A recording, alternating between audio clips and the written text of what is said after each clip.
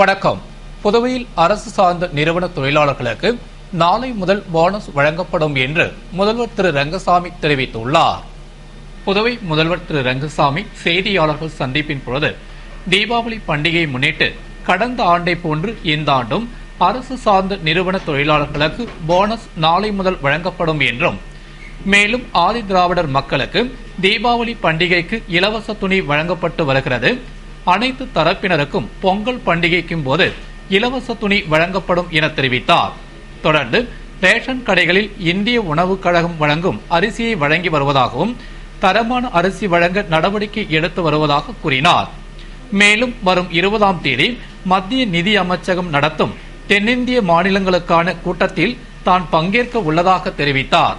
மற்றும் சென்டாக் மாணவர்களுக்கு அறிவித்தபடி கல்வி கட்டண தொகையை, அதாவது 58 கோடி நிதியினை விரைவில் வழங்க உள்ளதாகவும், மத்திய அரசுடன் புதுவை அரசுக்கு இணக்கமாக உறவு உள்ளது என்றும், மேலும் மத்திய உள்துறை அமைச்சர், நிதியமைச்சர், பிரதமர் ஆகியோரை டெல்லி செல்லும் போது மாநில அரசு நிர்வாகம் காரணமாக சந்தித்து வருவதாக கூறிய அவர், எனவே மத்திய அரசுடன் சுமூகமாக உறவு உள்ளது என்று தெரிவித்த அவர், அதேபோன்று மாநில அமைச்சர்களும் மத்திய அமைச்சர்களை சந்தித்து வருவதாக கூறினார். தொடர்ந்து மும்பை ரயில் சேவை துவக்க விழாவில் வெளியூர் சென்றதால் பங்கேற்க முடியவில்லை என்று அவர் தெரிவித்தார்.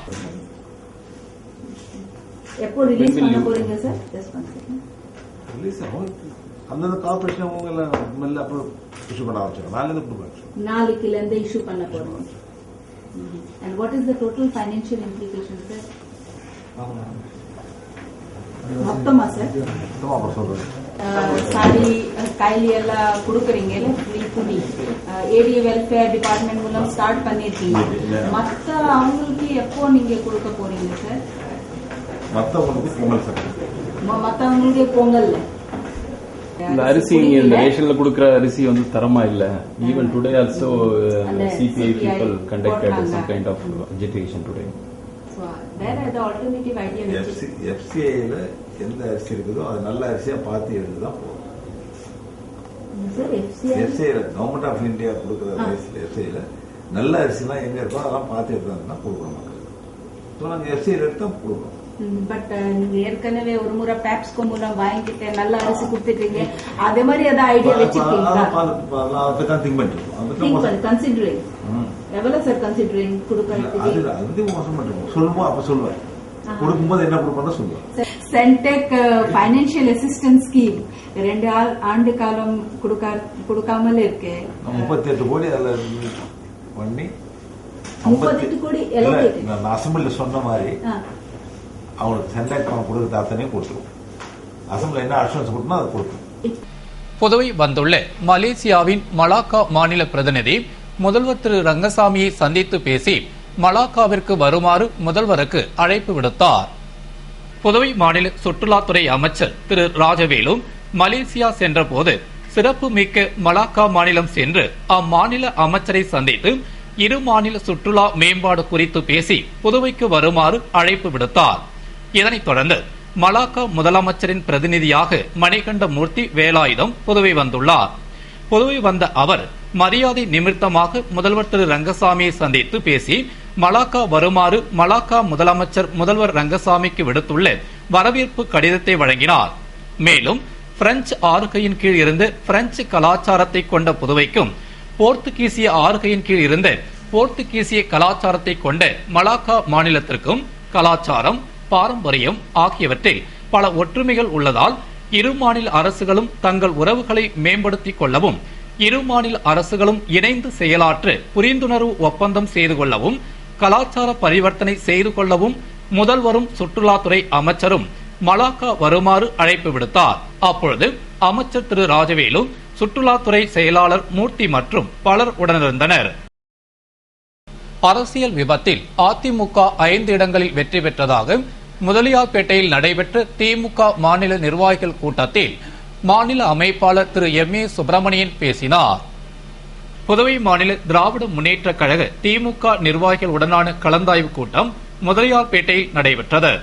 திமுக பொருளாளர் அனிபால் கன்னடி, முன்னாள் நகரமன்ற துணைத் தலைவர் திரு ஜான்குமார், தொகுதி செயலாளர் ஏம்பலம் செல்வம், மீனவரணி அமைப்பாளர் சக்திவேல், கோர்க்காடு கணேசன், இளங்கோவன், இளம்பரதி உள்ளிட்ட நிர்வாகிகள் முன்னிலையில் தொகுதி செயலாளர் திராவிடமணி வரவேற்று பேசிய கூட்டத்தில் மாநில அமைப்பாளர் திரு எம் ஏ சுப்பிரமணியன் பேசுகையில், புதுவையில் உள்ள அனைத்து தொகுதி 638 வார்டுகளிலும் நிர்வாகிகளை சந்தித்து வருவதாகவும், முதலியார்பேட்டையில் 3 மில்களைச் சேர்ந்த தொழிலாளர்கள் வசித்து வருவதால் திமுக ஆட்சியில் தீபாவளிக்கு ஒரு மாதத்திற்கு முன்பே போனஸ் வழங்கப்பட்டது. ஆனால் தற்பொழுது இதுவரை வழங்கப்படவில்லை. ஆட்சி அதிகாரத்தில் இருப்பவர்கள் ஏழை எளிய மக்களின் வாழ்க்கை தரத்தை உயர்த்த நடவடிக்கை எடுக்க வேண்டும். பொதுமக்கள் நினைத்தால் அரசு இயந்திரங்கள் வீணாகிவிடும் என்பதை ஆட்சியாளர்கள் உணர வேண்டும் என்ற அவர், மேலும் ஏதோ ஒரு அரசியல் விபத்தில் புதுவையில் 5 இடங்களை அதிமுக பற்றியுள்ளது. அடுத்த 2016ஆம் ஆண்டு தேர்தலில் திமுக ஆட்சியை பிடிக்கும். அப்பொழுது அதிமுக ஒரு இடம் கூட கைப்பற்றாது என்றார். மேலும் திமுக தொண்டர்களுக்கு புதிய உணர்வுகளை ஊட்டி கட்சியை வலுப்படுத்துவதே தன்னுடைய நோக்கம் என்றார். கூட்டத்தில் மகளிர் அணி, இளைஞர் அணி, மாணவர் அணி நிர்வாகிகள் ஏராளமானோர் கலந்து கொண்டனர். புதுவை வாகூர் கொம்யூன் பஞ்சாயத்தில் பணி நிரந்தரம் செய்யப்பட்ட தினக்கூலி ஊழியர்களுக்கு பணி ஆணையினை முதல்வர் திரு ரங்கசாமி வழங்கினார். புதுவை சட்டசபை வளாகத்தில் வாகூர் கொம்யூன் பஞ்சாயத்தில் பணிபுரிந்த தினக்கூலி ஊழியர்களுக்கு பணி நிரந்தரம் செய்து அதற்கான பணியாணை வழங்கும் நிகழ்ச்சி நடைபெற்றது. நிகழ்ச்சியில் முதல்வர் திரு ரங்கசாமி கலந்து கொண்டு அமைச்சர் திரு பன்னீர்செல்வம் முன்னிலையில் தினக்கூலி ஊழியராக இருந்து டேங்க் ஆபரேட்டர்களாக பணி நிரந்தரம் செய்யப்பட்ட 7 பேருக்கு பணி நிரந்தர ஆணையை வழங்கினார். நிகழ்ச்சியின் பொழுது வாகூர் கொம்யூன் பஞ்சாயத்து ஆணையர் ரவீந்திரன், அமைச்சரின் தனி செயலர் அசோகன் மற்றும் முக்கிய பிரமுகர்கள் பலர் உடனிருந்தனர். புதுவை முருங்கப்பாக்கத்தில் அங்கன்வாடி மையம் சார்பில் சத்துணவின் முக்கியத்துவம் பற்றி சிறப்பு முகாம் நடைபெற்றது. புதுவை முருங்கப்பாக்கத்தில் சுகாதாரத்துறை மூலம் டெங்கு காய்ச்சல் பற்றியும், மகளிர் மற்றும் குழந்தைகள் மேம்பாட்டுத்துறை சார்பில் சத்துணவின் முக்கியத்துவம் பற்றியும் 3 அங்கன்வாடி மையம் சார்பில் சிறப்பு முகாம் நடைபெற்றது. முகாமில் சிறப்பு விருந்தினர்களாக மகளிர் மற்றும் குழந்தைகள் மேம்பாட்டுத்துறை அதிகாரி விஜயலட்சுமி, அமலோற்பவம் மேரி ஆகியோர் பங்கேற்று சத்துணவின் முக்கியத்துவம் பற்றியும், மருத்துவ அதிகாரி மூர்த்தி, ஆய்வாளர் ராஜேந்திர பிரசாத் ஆகியோர் டெங்கு காய்ச்சல் விழிப்புணர்வு பற்றியும் உரையாற்றினர். முகாமில் சுகாதாரத்துறை, மகளிர் மேம்பாட்டுத்துறை அலுவலர்கள் மற்றும் தாய்மார்கள் கலந்து கொண்டனர். அதேபோன்று லாசுப்பேட்டை வள்ளலார் அரசு பெண்கள் மேல்நிலைப் பள்ளியில் பள்ளி முதல்வர் தலைமையில் நாட்டு நலப்பணித் திட்டம் சார்பில் நடைபெற்ற டெங்கு காய்ச்சல் பற்றிய விழிப்புணர்வு பேரணியை திரளான மாணவிகள் பங்கேற்று முக்கிய வீதிகள் வழியாக சென்று பொதுமக்களிடையே டெங்கு பற்றிய விழிப்புணர்வை ஏற்படுத்தினர். புதுவையில் தலைமை காவலர்களாக பதவி உயர்வு பெற்ற IRPN காவலர்களுக்கு IRPN கமாண்டன்ட் ஓம்வீர் சிங் பதவி பிரமாணம் செய்து வைத்தார்.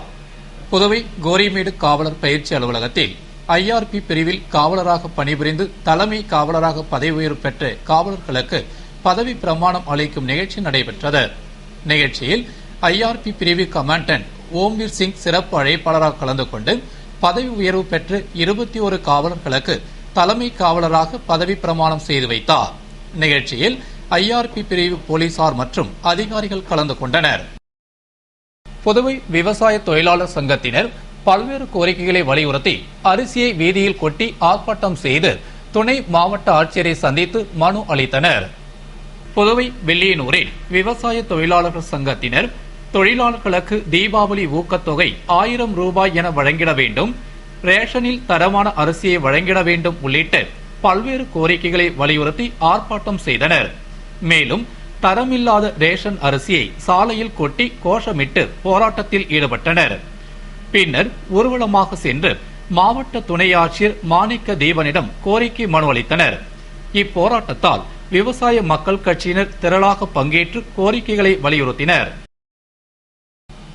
தீபாவளியை முன்னிட்டு நேரு வீதியில் வாகனங்கள் செல்ல தடை விதிக்க திட்டமிட்டுள்ளதாக SP சிவதாசன் தெரிவித்துள்ளார். இதுகுறித்து போக்குவரத்து SP சிவதாசன் கூறுகையில், தீபாவளி பண்டிகைக்கு 3 நாட்களே உள்ள நிலையில் கடை வீதிகளில் கூட்டம் அலைமோதுகிறது. குறிப்பாக நேரு வீதி, கொசக்கடை வீதி, காந்தி வீதி, பாரதி வீதிகளில் போக்குவரத்து நெரிசல் அதிகமாக உள்ளதால் 10ஆம் தேதி சனிக்கிழமை மற்றும் ஞாயிறு, திங்கள் ஆகிய 3 நாட்கள் மட்டும் மாலை 5 மணி முதல் இரவு 10 மணி வரை 4 சக்கர வாகனம் மற்றும் 2 சக்கர வாகனங்கள் செல்ல தடை விதிக்க உள்ளதாகவும், போக்குவரத்தை ஒழுங்குபடுத்தும் பணியில் போலீசாரோடு முக்கிய வீதி சந்திப்புகளில் தற்போது நாட்டு நலப்பணித்திட்ட மாணவ மாணவிகள் ஈடுபட்டு வருவதாகவும் மேலும் சாரண மாணவர்களை ஈடுபடுத்த உள்ளதாகவும் தெரிவித்தார். புதுவை வில்லியனூர் கொம்யூனில் உள்ள பட்டாசு கடைகள் மற்றும் ஆண்டியார்பாளையம் பட்டாசு ஆலைகளை தாசில்தார் யஸ்வந்தையா பார்வையிட்டு ஆய்வு செய்தார். புதுவையில் தீபாவளி பண்டிகை முன்னிட்டு பட்டாசு கடைகளில் விற்பனை விறுவிறுப்பாக நடைபெற்று வருகின்றது. இந்நிலையில் வில்லியனூர் கொம்யூனில் உள்ள ஆண்டியார்பாளையம், திருக்காஞ்சியில் உள்ள பட்டாசு ஆலைகளை தாசில்தார் யஸ்வந்தையா பார்வையிட்டு ஆய்வு செய்தார். அப்பொழுது கையில் உரை அணியாமல் பணிபுரிந்த தொழிலாளர்களை பார்த்து பாதுகாப்புடன் உரை அணிந்து பணிபுரிய வேண்டும் என அறிவுறுத்திய அவர் ஆலையில் பாதுகாப்பு உபகரணங்கள், தீயணைப்பு வாகனங்கள் உள்ளனவா என்று சோதனை செய்தார். தொடர்ந்து வில்லியனூர் பட்டாசு கடைகளில் சென்று ஆய்வு செய்து தீயணைப்பு கருவி போன்ற பாதுகாப்பு கருவிகள் வைக்கப்பட்டுள்ளதா என ஆய்வு செய்த அவர் அவ்வாறு பாதுகாப்பு கருவிகள் இல்லாவிட்டால் கடைக்கு சீல் வைப்பதுடன் கடும் நடவடிக்கை எடுக்கப்படும் என்று அவர் கூறினார். புதுவையில் தடையை மீறி ஊருக்குள் நுழைந்த ரவுடியை உதயஞ்சாலை போலீசார் கைது செய்து சிறையில் அடைத்தனர். புதுவை கோவிந்தசாலை கண்டாக்டர் தோட்டம் பகுதியைச் சேர்ந்த பிரபல ரவுடியான ஐயப்பன் மீது 2 கொலை வழக்கு உள்பட பல்வேறு வழக்குகள் உள்ளதால் கடந்த ஆண்டு குண்டர் சட்டத்தில் கைதான ஐயப்பன் உயர்நீதிமன்றத்தில் முறையீடு செய்து சில மாதங்களுக்கு முன்பு வெளியே வந்தான். அவனுக்கு ஊருக்குள் நுழைய தடை விதித்து சப் கலெக்டர் வின்சென்ட் ராயர் உத்தரவிட்டார். ஆனால் தடையை மீறி அவன் ஊருக்குள் நுழைந்ததாக உதயஞ்சாலை போலீசாருக்கு தகவல் கிடைத்தது. உடனடியாக சப் இன்ஸ்பெக்டர் நாகராஜ் தலைமையிலான போலீசார் விரைந்து சென்று ஐயப்பனை கைது செய்து நீதிமன்றத்தில் ஆஜர்படுத்தி சிறையில் அடைத்தனர். இத்துடன் செய்திகள் நிறைவடைகின்றன. வணக்கம்.